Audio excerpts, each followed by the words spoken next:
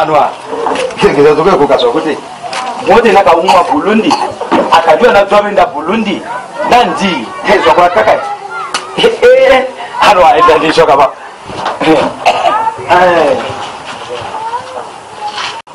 Achika cha. Wa hema zoko yini. Apa waru. Ayoko. Nani? Apa?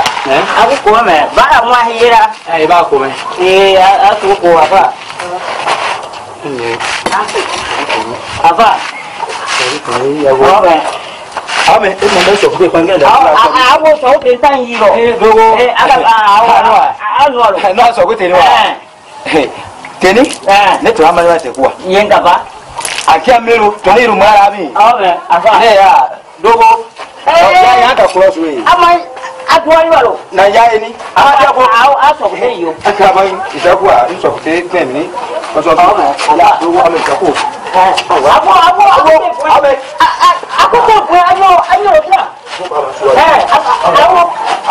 Hai. To ama ya ko. Hai. Apa ade?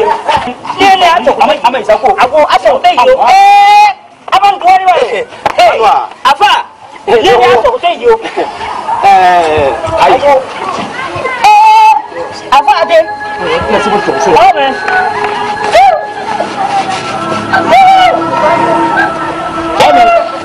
Ame, ayo asuno. Asuno. Ndo. Anwa. Banko. Ang wiro mo. Doe kayo karo. Ai. Anya ya na. Anya ya na wa. Game. Game ga. Mini game mo se. Ame. Ame. Ame. Afuji abi. Awo. Ai na kaya. Apa ba ba game. Ba aso. Apa awi de yo. Apa awi de yo. Amanya kagaba. Awi de yo. Aku ko be apa? Suse suru ko ya. Ina pin wi bika dogo. Awi bikio. Banku onwure saka swakuri ala katitara. Tilasa mansa. Bantilasa. Ye ano sa. Ya ka to mun jeng tara mo. Ya no kwam bigete wa. Bigete. Te na wa ye de na ben jeno yo ala. Bi mi ti ba to ba sokutari. Ke ma?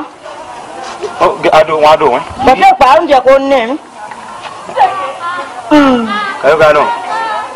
Anyeri me an turate. Anwa.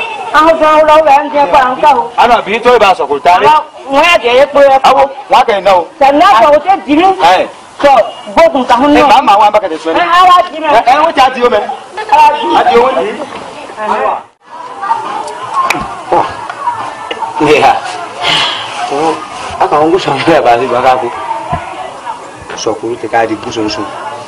Sudah mo, dino ko ba pa na dema wa. Oh, to anso me. Iba ba ha sokuru ta ka wanso. Nani amande yo. To da mo sai na duno me o. Lotu ngodi. Anga vile ma shara ba.